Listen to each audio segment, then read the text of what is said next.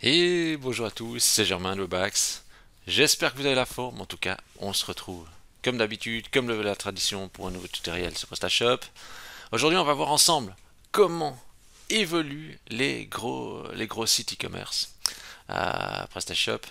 Alors, on verra pas forcément que du PrestaShop parce qu'on va s'intéresser à des gros sites qui évoluent et on va transposer cette logique de pensée à PrestaShop.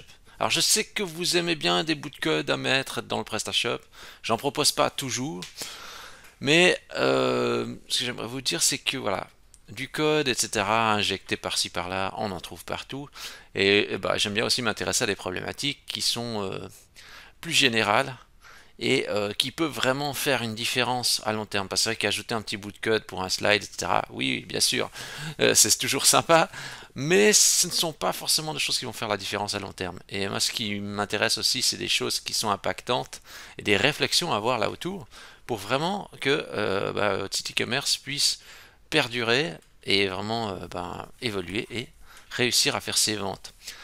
Donc c'est vrai que PrestaShop, contrairement à WordPress, c'est pas facile de mettre à jour, d'évoluer, et vous demandez aussi comment ils font les autres. Est-ce qu'ils font table rase, et puis ils repartent sur quelque chose de neuf. Comment font les autres pour évoluer quoi? Parce que certainement vous avez déjà le problème, vous dites mais moi c'est un calvaire, j'arrive pas à évoluer, il y a trop de choses, je peux pas toucher un truc, il y a tout qui saute. Comment font les autres? Et je comprends aussi que d'instinct, vous n'avez pas envie d'être un labricole, que vous avez envie de refaire tout à neuf, parce que on a bidouillé, on a fait n'importe quoi, on arrête de faire ça, on fait du neuf maintenant et du clean. Mais pourquoi c'est si compliqué pour vous et pour les autres c'est si simple? Ça, c'est une vraie question. Et, eh bien, ce qu'il faut faire, c'est observer comment ils font ceux qui ont de l'argent. Ceux qui ont de l'argent, puis qui font vraiment, qui ont, on va dire, réussi.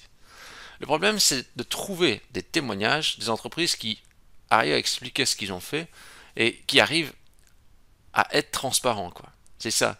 Parce que même si vous posez la question à des prestataires, ils ont tous le même discours, c'est on upgrade, enfin pas tous, hein, mais pour une partie c'est on fait des upgrades, etc. Voilà, il faut suivre les mises à jour. Même ChatGPT dit il faut faire un mettre à jour, etc. Mais est-ce qu'il y a une réflexion vraiment profonde pour arriver à ça? C'est toujours pareil. Je me dis bien sûr qu'on peut faire des mises à jour, on n'a qu'à injecter de l'argent. Encore faut-il que le client ait les moyens, encore faut-il que ça soit rentable pour lui. Mais oui, c'est tellement entre guillemets simple. Injecter de l'argent. Euh, et puis c'est vrai que avec mes confrères, j'ai pas forcément la même vision qu'eux, en tout cas avec une bonne partie. Euh, mais voilà, c'est ça qui fait la richesse aussi de la chose. Je suis content qu'on n'ait pas tous la même vision. Moi justement, je regarde comment font mes confrères. Justement, ce qui est bien aussi, c'est que comme tout le monde ne travaille pas la même chose, il y a des clients aussi pour tout type de personnes. C'est ça.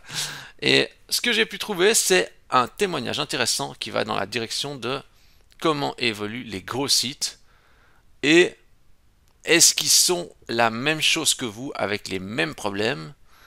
Et vous allez vous rendre compte que, je vais pas spoiler tout, c'est vraiment intéressant. Je suis content d'être tombé sur cette vidéo. Je vous en dis pas plus. On va rentrer dans le vif du sujet. C'est parti. On y va, go. Alors, euh, vous allez vous étonner. Regardez ce que je vous montre. Vous allez dire, mais moi je suis pas codeur là. 7 secrets qui vous séparent des développeurs pro. Moi je suis pas un codeur. Qu'est-ce que ça vient faire ça là, hein? Eh bien, euh, c'est très intéressant parce que cette vidéo va parler alors de. Je pensais pas qu'ils allaient parler de ça, mais en fait ils vont parler notamment de Infomaniac. Infomaniac qui est l'hébergeur numéro un en Suisse, hein. Donc ces gars, hein, font du code, c'est des pros, c'est des élites, c'est des Matrix, c'est des. Voilà.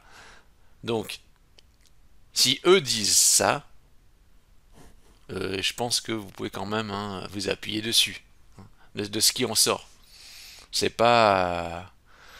C'est pas Bibi, Bibi du coin qui a fait un site. Infomaniac.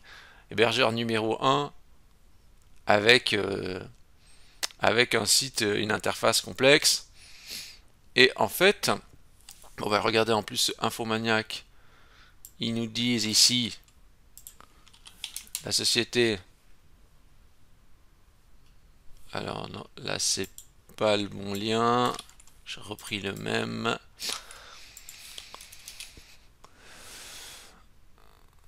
Ouais, donc 1 million d'utilisateurs. Chiffre d'affaires global 32 millions de francs. Donc vous voyez ce que je veux dire. Est-ce que vous voulez recevoir des notifications de ce monsieur? Je sais pas, mais ça me fait rire. Je me demande s'il est vraiment comme ça chez lui. Est-ce qu'il est chez lui là? Vous voulez vous dire, j'ai vraiment des problématiques bizarres, hein, mais d'où il est plus là? Il est devant une bibliothèque. Je me demande si c'est une vraie photo. En tout cas, il a l'air bien sérieux. Bon. Euh, donc ici, cette vidéo nous va parler d'Infomaniac. Je pensais que Benjamin Code, il n'allait pas parler de Benjamin Code qui présente justement des choses liées au code. Et en fait, qu'est-ce qu'il va faire? Il va interviewer développeur Infomaniac. Hein, euh, développeur d'Infomaniac. Et il va traiter notamment de... D'ailleurs, il avait fait un tutoriel de... ce qui est intéressant, c'est juste voir si je trouve ça. Parce qu'il a fait un tutoriel sur le menu d'Infomaniac.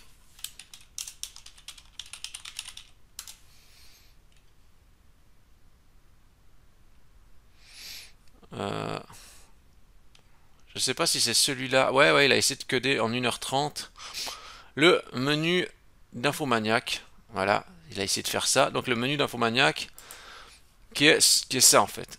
Non, ce que je veux dire par là, c'est que, regardez, comparons avec un PrestaShop. Hein. Vous avez des méga menus aussi sur PrestaShop, qui peuvent être plus ou moins complexes, etc. Vous regardez comme ça, vous survolez vite fait le menu d'Infomaniac. Vous dites, ouais, c'est un menu, oui, il est assez cool. Bon, c'est un menu, quoi, il y a certainement un plugin ou un truc, voilà. C'est cool, mais voilà. Si vous regardez comme ça, on fait un. Là, boum. Ok, bon, sympa, bon, ben, on a fait le tour, quoi. Voilà, quoi. Vous voyez ce que je veux dire? Et en fait, déjà, première chose, c'est que bon, bah, lui, vous voyez dans la vidéo que je viens de vous montrer ici, il a essayé de reproduire ce menu en 1h30. Combien de temps ça a pris chez Infomaniac, donc des gens expérimentés? Ça a pris 3 mois pour faire le menu. Donc, voyez déjà la dimension. 3 mois pour faire un menu. Si je vous dis il faut 3 mois pour faire votre menu PrestaShop, vous allez me dire non mais là, démentiel en un quart d'heure sur un coin de table c'est fait. C'est juste pour donner déjà des dimensions de temps. Et donc, le but d'Infomaniac c'était typiquement de refaire leur menu. Et la problématique qu'il y a, c'est déjà l'existant. L'existant, bah, c'est toujours pareil, hein, votre PrestaShop c'est la même chose. Des fois vous avez des trucs qui datent du début et vous devez évoluer avec. Eh ben eux, ils ont exactement le même problème. Ils doivent évoluer avec des choses qu'ils avaient déjà avant. Ils peuvent pas donner un coup de pied dans la fourmière et dire maintenant il n'y a plus. Donc, ce qui s'est passé, c'est qu'il le dit, hein, ça je vous invite à regarder la vidéo, hein, c'est 15 minutes. Il explique, entre autres, qu'ils ont dû... Voilà, ils abusent là, ils sont obligés de me remettre une pub. Je vais mettre un adblock là, hein. Arrêtez ça, sinon je vais mettre un adblock. Ils expliquent en fait, entre autres, qu'ils ont dû faire plusieurs menus, et notamment, écoutez bien, donc c'est pas comme ici sur PrestaShop, où il y a ici sur PrestaShop, vous dites, ah mais il y a un seul menu, c'est piloté sur un seul emplacement. Ici, ils ont deux menus dans Infomaniac, de ce qui est rapporté, ils ont deux menus dans deux technologies différentes, mais ils ont deux versions mobiles et deux versions desktop. Donc il y a 4 versions du menu manager. Est-ce que vous imaginez le truc? C'est comme si je vous disais maintenant sur votre PrestaShop, vous avez 4 menus pour piloter ça. Alors il arrive des fois dans PrestaShop qu'on a un menu pilotable pour le desktop, un menu pilotable sur le mobile séparément. Ça arrive. Mais dans la plupart des cas, on a un seul menu qui est, lui, est responsive et s'adapte. Euh, mais imaginez si je vous dis vous en avez 4. Et cette société, leader, hein, donc dans l'hébergement en Suisse, ils ont 4 menus pour piloter un menu. Ils gèrent 4 fois, donc il y a une redondance de 4 fois du menu. Vous êtes à qu'une seule fois par exemple. Mais eux, ils peuvent pas faire autrement. Ils ont une boîte qui fonctionne, ils font du chiffre, ils peuvent pas commencer à dire non, on casse tout, on décide de faire tout en un. Même si ce serait l'idéal, ils peuvent pas parce qu'ils ont trop de process, ils ont trop quelque chose qui fonctionne, ils peuvent pas commencer à casser le passé pour un futur complètement neuf. Et ça, c'est quelque chose qui est complètement oublié aussi sur le côté de Presta. Vous comprenez que bien des boutiques PrestaShop ne rencontrent pas de succès. Donc à la limite, on donne un coup de pied dedans, on refait tout à zéro, ça n'a pas d'incidence. Mais pour les boutiques qui fonctionnent, pour les sociétés qui marchent, on ne donne pas un coup de pied dedans. Hein. On est obligé de faire attention. Mais on ne peut pas improviser des changements et des upgrades. Donc entre le discours d'une partie des prestataires qui dit vas-y upgrade, bon, oui, ils sont contents s'ils sont payés pour l'upgrade, mais moi aussi. Mais moi, c'est pas mon but. Le but d'un e-commerce, c'est qu'ils vendent. Upgrade, c'est faire des pics. C'est upgrade, souvent, c'est j'ai un site, boum, je fais un upgrade, il redescend parce que si vous voulez, quand vous faites un upgrade, ça veut pas dire que votre site est mieux. Vous avez de nouveau un template nouveau, mais quand même brut de décoffrage parce qu'il y a plein d'optimisations qu'il n'a pas. Et donc, vous tournez en boucle avec en faisant des upgrades en aidant des structures non optimisées. Alors, je rebondis juste. Ici, ce qu'ils disent aussi dans la vidéo, là, notamment, c'est qu'il y a aussi le problème du multilingue chez Infomaniac, typiquement avec l'allemand. Donc, quand il. Ça aussi, l'allemand, tous les textes sont plus longs. Et c'est un vrai challenge. C'est un vrai challenge. Et voyez en plus la complexité de l'interface du menu. Quand on est sur un mode mobile. Alors. Bah, il faut aussi un menu quand même suffisamment intelligent. Et l'air de rien, justement, c'est toujours pareil. Une partie des clients diront ah, mais ça, c'est simple. À eux, il leur a fallu 3 mois pour faire quelque chose qui tienne la route. Donc,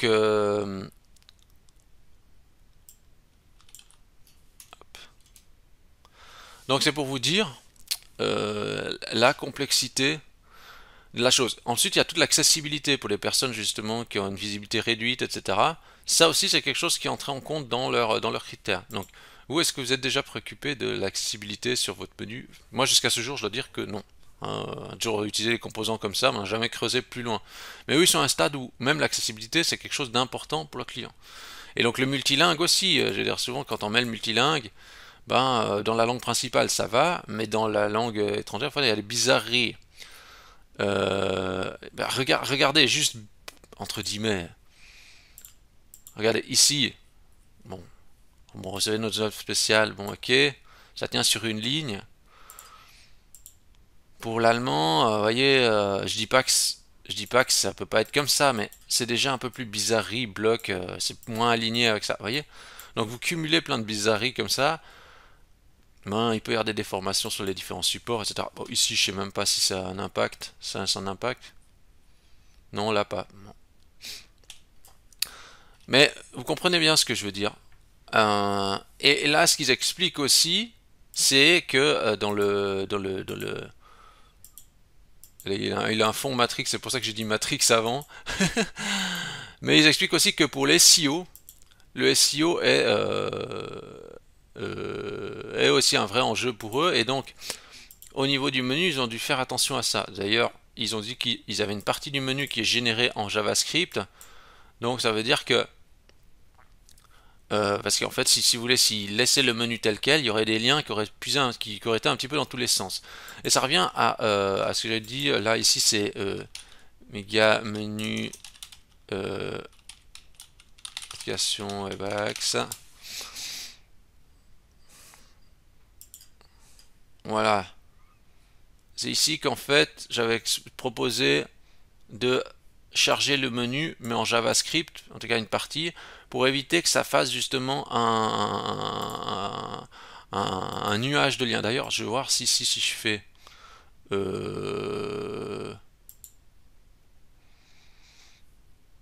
j'allais dire, où c'est ce truc? Tool.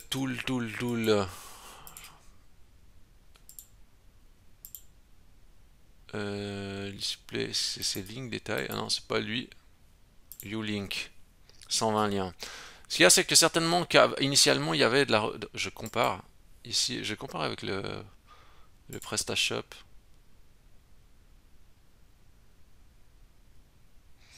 Je sais même plus si c'était déjà ça.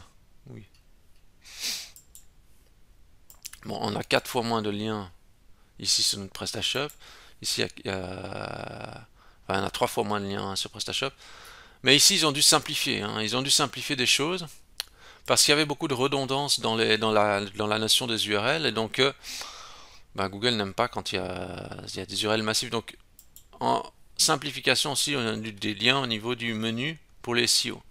Et il y a aussi même la mention que jusqu'à l'année passée, je vais vérifier si c'est bien juste, mais fin de IE.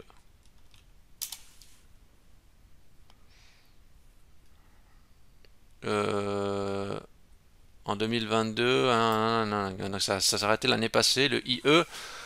Donc IE Internet Explorer, où là ils expliquent qu'ils ont même dû faire quelque chose exprès pour Internet Explorer, avec plein de patchs pour Internet Explorer. Donc pour vous dire la complexité juste de l'élément du menu.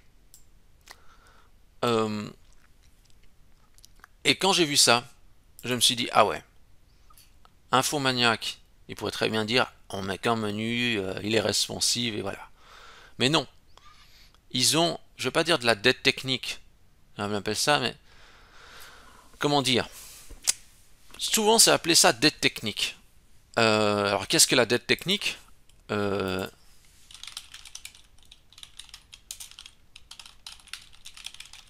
informatique, quand la rapidité,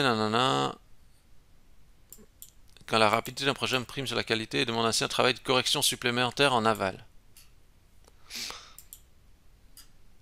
Qu'est-ce que la dette technologique? Retard accumulé dans la modernisation des infrastructures. Et ça, je veux dire, il faut bien être réaliste aussi. Vous pouvez dire, je veux pas de la dette technique, je casse tout, je refais tout. Mais j'ai jamais vraiment vu aujourd'hui cette méthode conduire vraiment au succès, de casser tout à chaque fois, ou de faire des grosses tables rases. Ou alors je vois aussi ça, il y a des cas où ça se passe bien, mais il y a surtout des cas où ça se passe mal. Parce qu'il y a trop de choses à prendre en charge, et c'est trop difficile de tout anticiper, pour même pour quelques têtes bien pensées, c'est trop difficile. Après, de nouveau, c'est les plupart des cas qu'on voit, c'est des e-commerce petits ou moyens avec peu vraiment d'impact. Donc oui, comme j'ai dit, on peut donner un coup de pied dedans, oui, on peut tout refaire, l'impact sera minime.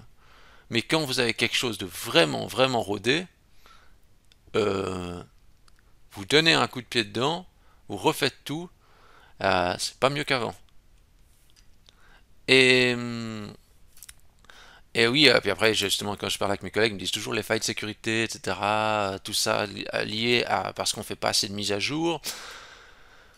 Écoutez, encore hier, ce que je vois, c'est des boutiques PrestaShop qui sont hackées, c'est pas des. Il peut y avoir des 1.6, mais ce que je vois pour l'instant, c'est des boutiques 1.7 qui sont hackées. Alors la 8, pour l'instant, je n'ai pas encore vu, parce que c'est encore moins déployé, mais c'est des 1.7. 1.6, 1.6, 1.5 et 1.4. Bon, 1.4, j'en vois plus trop. Hein. Mais entre 1.5 et 1.6, c'est pas ça qu'ils sont forcément hackés maintenant. Mais voilà, moi je me base sur des faits. Hein. Je me base pas sur. Je me base sur des faits réels. Ça, c'est vraiment important de prendre en compte. Et si on regarde un petit peu ici, après dans les commentaires, ça c'est toujours intéressant de voir qu'est-ce qu'ils disent les gens. Qu'est-ce qu'on peut trier par top des commentaires. Un point qui n'est pas souligné, c'est la mise en production du site. Quand il y a peu de visites, ça fonctionne bien, mais justement après quand il y a beaucoup de millions de requêtes, eh ben c'est un point compliqué à gérer, notamment la base de données qui tient pas la route. Effectivement, ça c'est des choses qu'on peut potentiellement oublier. Là il y a plein de choses. Il y a plein de commentaires. Est-ce qu'il y a je vais voir des fois s'il y a aussi des gens qui disent,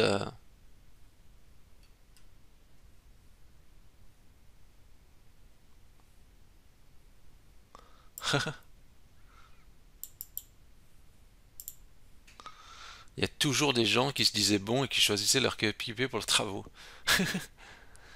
Euh, Mais oui, mais c'est ça aussi, c'est que dans ce monde, c'est très compliqué.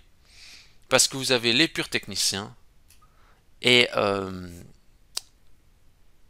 un pur technicien ne donne pas forcément des bons conseils, c'est ça le problème. Il faut aussi du bon sens. Et il faut vraiment s'inspirer de ce qui fonctionne, quoi. Mais le problème, c'est que comme la plupart de ceux des sites ou des e-commerce ne fonctionnent pas, bah, la plupart migrent à n'importe quel moment, sans trop de difficultés, etc. Euh, et puis après, il y a toujours le fait que bah, on joue sur la notion de la peur. Et c'est vrai que mes collègues, enfin mes confrères ne sont pas d'accord quand je leur dis que dans bien des cas, le hack coûte moins cher que l'upgrade. Parce que déjà, le hack, il faut déjà s'exposer au risque du hack. Si hack a lieu, dans beaucoup de cas, c'est pas si grave que ça. Après, oui, on peut parler de la protection des données des clients, tout ça, machin. Mais ce que vous voulez, c'est qu'en en fait, il y a une notion importante aussi, c'est la notion finance. Après, bien sûr, comme je dis tout le temps, si vous avez les moyens, si vous voulez investir, je sais pas, mais si je leur dis à des clients, il faut investir 15 000 ou 20 000 francs pour refondre tout, mais la réponse est non. Ils veulent pas. Bah, ils veulent pas, donc c'est vite réglé. Vous pouvez me donner tous les arguments que vous voulez. Le client ne veut pas sur ce budget. Donc je vais pas faire un budget qui me prendra plus de temps juste pour migrer, enfin, on va dire, faire tout ce travail dans un budget complètement sous-coté, juste pour avoir bonne conscience de migrer le client. Non, on trouve d'autres solutions. Mais ça, c'est un vrai problème. Si PrestaShop a proposé un système de migration beaucoup plus solide et moins intrusif, on le ferait. Mais là, c'est pas possible. Donc c'est vite réglé. Et tous ceux qui sont opposés à ça, qui disent c'est un scandale, bah, je vous invite à financer les budgets des clients. Puis comme ça, on fera des upgrades partout. Non, mais vous comprenez ce que je veux dire. Là, je regarde un petit peu ce qu'il y a.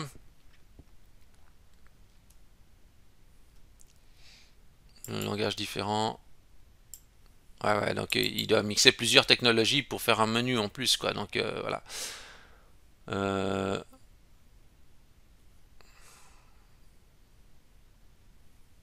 comment développer un. Après, il y a toujours tout le monde doit rajouter son petit grain de sable. Franchement, nouveau, hein, ça c'est personnel. Ça veut pas dire que parce que moi je fais quelque chose que c'est parfait. Là, il n'y a pas perfection. C'est toujours plus facile de critiquer ce que quelqu'un d'autre est en train de faire. Moi, je peux juste dire une chose, c'est j'applique une vision, j'essaye de tendre vers le mieux en utilisant un budget de client de la manière plus optimale possible. C'est ma vision. Les autres font différemment, tant mieux. Voilà, c'est des stratégies différentes. Moi, je m'inspire aussi de ce que font les autres quand même, hein, donc j'ai un œil dessus. Euh, ouais.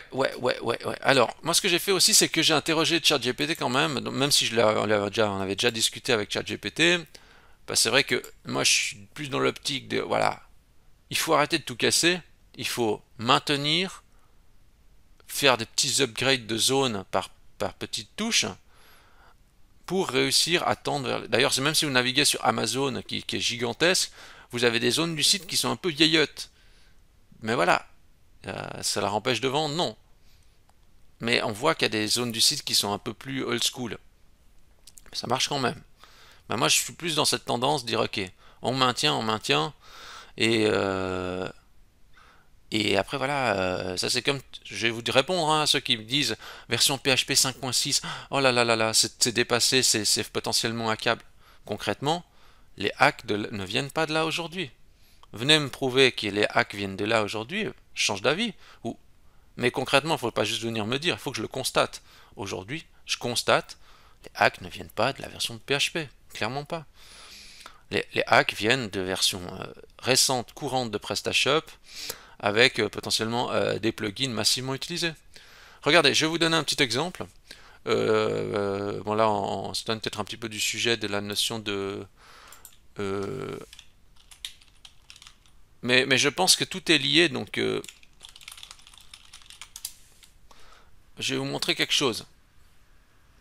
Vous allez me dire, oui, mais après, ah oui, il y a aussi des gens qui vont peut-être dire dans les commentaires, mais c'est pas pédagogique, on va voir plein de trucs et tout ça. Comme je dis tout le temps. C'est une vision, moi je suis comme ça, j'ai envie de vous partager des trucs. Et voilà, c'est comme ça que j'aime bien. C'est des vidéos un peu qui me ressemblent. Donc voilà. Ok, donc vous voyez par exemple, il y a ce plugin là. Maintenant tout le monde l'installe parce qu'il y a la problématique avec la gestion des cookies, etc. Même du côté de la Suisse, la loi a été révisée. Tout le monde met ça. Ben, il y a plus de chances que vous fassiez hacker par le biais d'un plugin comme ça que tout le monde commence à avoir parce qu'ils en ont besoin, plutôt que parce que vous êtes sur une version PrestaShop 1.6, quoi. Concrètement. Mais ça, mais ça voilà. Après c'est le, voilà, c'est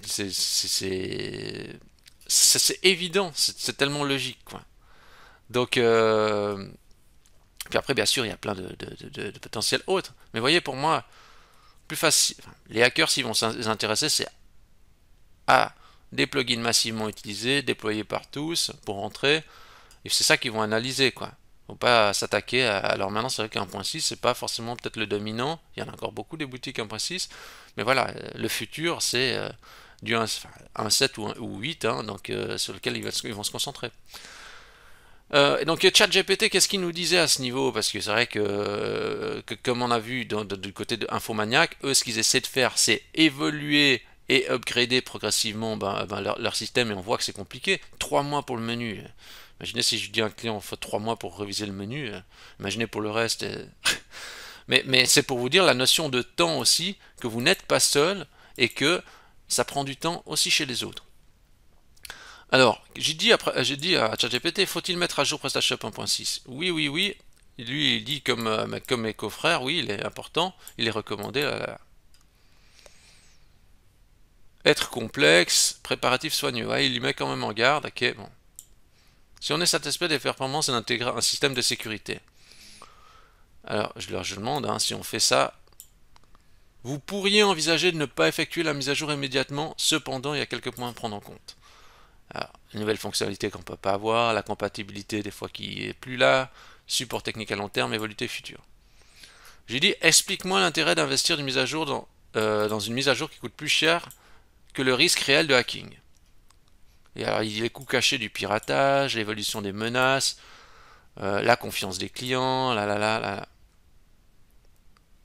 J'ai dit, et si le client n'a pas le moyen d'investir, alors il faut qu'il fasse les mises à jour minimales, optimisation des coûts, recherche de financement, la blague. Bien sûr, il va aller débloquer du financement tout près de sa banque. ChatGPT aussi, hein, lui, et le problème qu'il a, entre autres, c'est qu'il s'appuie aussi sur de la donnée humaine. Et quoi qu'on en dise, hein, il s'appuie aussi sur les données du web, hein, jusqu'à fin 2021, et il s'appuie sur une réflexion aussi globale faite par des humains. Et ça aussi, potentiellement, des fois, c'est un problème. Parce que, bah voilà, si la plupart des humains pensent de cette manière-là, ChatGPT aura une tendance aussi à penser d'une certaine manière. Ce qu'il dit est tout à fait juste, hein. Euh, mais, euh, mais le fait est que c'est toujours la même chose. Euh, il faut des moyens ou alors il faut investir son argent de manière plus judicieuse. Mais l'élément freinant dans les optimisations, dans les évolutions, c'est le budget. Quoi qu'il en soit, le but de cette vidéo, c'était surtout de parler justement de comment font les gros et de ce à quoi ils sont confrontés. Donc je vous invite à regarder cette vidéo en entier, vraiment intéressant, et vous allez vous sentir aussi délesté d'un certain poids, et comme ça vous allez voir que même les grosses sociétés sont comme vous, et que finalement ce qui est important c'est de continuer à construire votre pyramide sans tout casser, de rajouter un bloc par un bloc, et de ne pas céder à la tentation de tout refaire, de j'en peux plus, etc. Je suis comme vous, je subis les mêmes pressions, mais il faut résister pour pouvoir vraiment faire progresser votre boutique existante. Si vous avez aimé cette vidéo, vous pouvez liker la vidéo, vous pouvez vous abonner à la chaîne YouTube, vous pouvez rechercher Webaxe dans Google, normalement je suis toujours là. Oui, vous pouvez me donner 5 étoiles, ça me fait toujours plaisir. Et sur ce, je vous dis bonne réflexion et à la semaine prochaine.